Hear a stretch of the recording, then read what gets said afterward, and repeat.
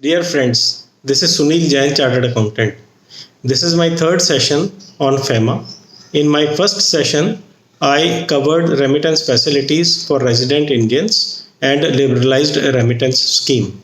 In session 2, I covered the facilities available to resident individuals in forming a 100% owned company outside India or entering into joint ventures. Today, in my third session, I am covering the regulation regarding acquisition of immovable properties in India by non-resident Indians and other persons who are residents outside India.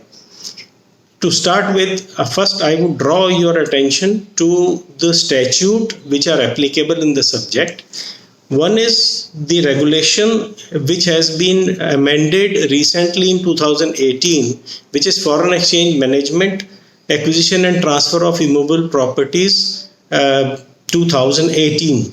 Earlier it was 2000 regulation, and in 2018 they have carried out certain crucial amendments. Like, for example, in earlier regulation there was a concept of PIO, persons of Indian origin, which has been dispensed with and has been replaced with holders of overseas citizenship card. So an Indian non-resident who is holding that overseas citizen of India card holder, they are eligible to make the investments. This should be read together with the Master Direction number 12 of 2015-16, which has been updated last on 11th April 2018 after the new regulation was declared by the RBI. Now, coming to very important definitions in this regard, that to understand who are eligible to acquire immovable properties in India. The terminologies used in the regulation are non-resident Indians and overseas citizens of India, OCI. Now, as we all know, non-resident Indians are Indians who are citizens of India but resident outside India. I have touched upon in my earlier session the meaning of resident and non-resident. The same has been defined in FEMA Act in clause B of section 2, which prescribes that what are the conditions to be non-resident, or so to say resident in India. May I clarify that one of the conditions to be resident in India is that the person should be in India for more than 182 days in the immediate preceding year to qualify as a resident in the current year. Now, since resident Indians are allowed to acquire properties freely, transfer, sell properties freely, just to clarify, RBI has issued a press note which states that here the intentions must be established that not only a person has spent more than 182 days in the preceding year, but he is holder of a work permit, so to say an employment or a profession or a business or a long-term visa in India. Only then he will be considered as a resident Indian and he will be out of the ambits of this regulation, being a resident. So any person who has come here only as a tourist, but for some reasons he has overstayed for more than 182 days and comes the next year and he says, now I am resident India. No. There is a clear-cut clarification by RBI, so we need to be very careful regarding this. Now, these persons, non-resident Indians and holders of overseas citizenship card, they are eligible to acquire properties. What kind of properties? They can acquire residential properties, they can acquire commercial properties, but not agricultural land and farmhouses. It is not permissible. How many properties one can acquire? There is no limit. Any non-resident or holder of overseas citizen of India card can acquire any number of properties. There is no bar. Now, how the payment should come? The payment should come either through NRE account or NRO account, or from remittances outside India, or from their FCNR deposit. So these all mode of payments are permissible. If somebody says that I'll bring in currency from abroad, no, it is not permissible. Somebody says I am holding traveler's card to that extent that I can buy a property on my visit to India, no, that is again not permissible. Besides this route of acquiring property in India, it has been mentioned in the Act itself in Section 6, subsection 5, that if a person who earlier was resident in India and now has turned non-resident subsequent to that, he had been acquiring or holding or owning some properties in India, then he can continue to hold all such properties. He can transfer those properties, he can sell those properties, there is no bar. So this is section 6, subsection 5, which gives a general permission for all those non-residents who had been holding the property when they were residents in India. Now, next is the any other mode of acquiring. One is the gift. A non-resident or OCI card holder can receive a property as gift from another NRI or another OCI or another resident, or by way of inheritance from resident or non-resident, provided that resident or non-resident had acquired the property legitimately under the erstwhile FERA or under the existing FEMA Act. Now, once we've acquired, the non-resident has acquired the property, whether he can transfer it, whether he can sell it, yes.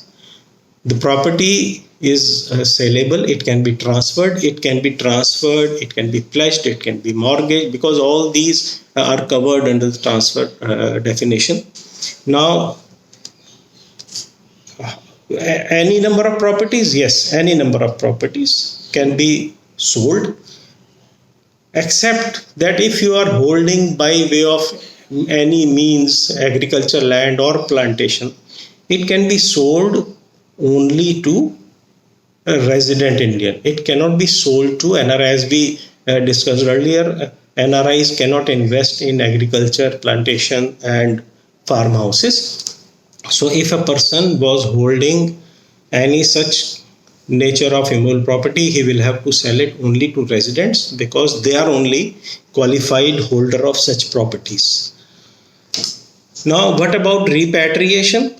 Yes, repatriation is allowed provided the money had come through foreign remittance or from NRE account or from FCNR deposit.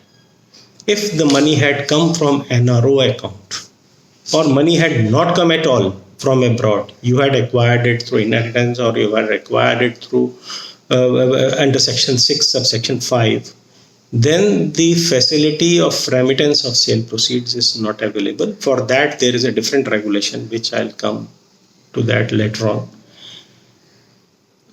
In case of residential properties, only up to 2 properties can be, the proceeds of 2 properties can be repatriated outside India. In case these are commercial properties, there is no limit. Any number of properties, sale proceeds can be repatriated outside India. Of course, they'll be subject to the taxation in India, and the tax is as per the capital gain, if it is a long-term capital gain or short-term capital gain, depending on. And under section 195 of the Income Tax Act, the purchaser who is buying the property from non-resident needs to deduct the tax at source, even if he does not hold a TAN number, because this obligation of 195 is irrespective of whether you are a businessman or you are a non-businessman. So while buying a property, any resident who is buying a property, he needs to be very careful to see the status of person who is selling the property, because the seller is supposed to declare and open out that he is non-resident or he is an overseas citizen of India. So that is very important, deduction of tax at source. Now, In case the money had not come from outside, in case it was not NRE account or it was not FCNR, then whether any person who sells the property can remit outside?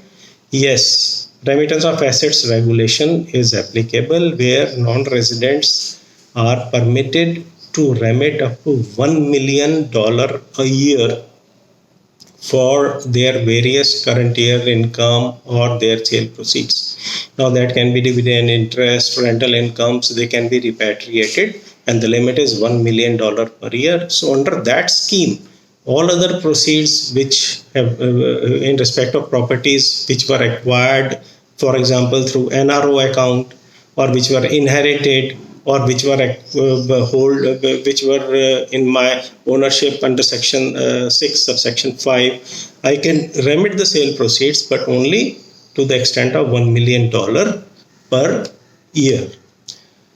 Now can a non-resident Indian or an OCI holder acquire a property jointly with his or her spouse? Yes, they can acquire only one property jointly, where in spite of spouse being non-citizen, in spite of he or she being not non-resident Indian, but still one property can be jointly acquired. The only thing is the marriage should be at least of 2 years in the past. It is not that in foreign countries getting married and divorce is very easy. So you get married, buy a property, and thereafter you divorce, and you cannot plan it such way. So at least 2 years of marriage has been specified therein.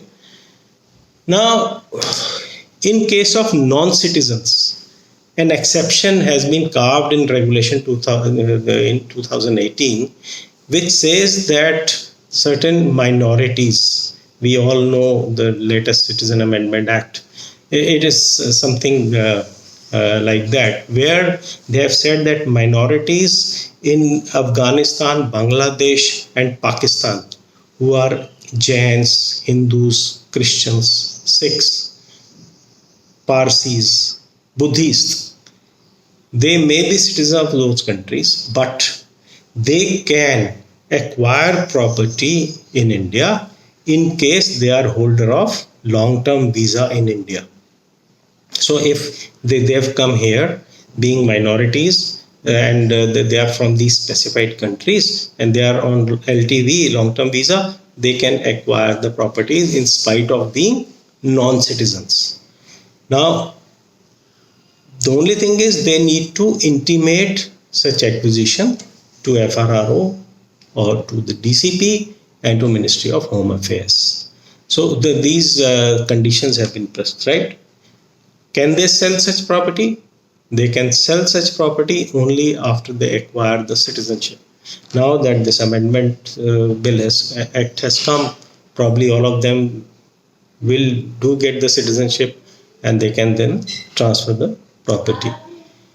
Now there are few citizens of few countries who are forbidden to acquire any property in India without prior permission from Reserve Bank of India.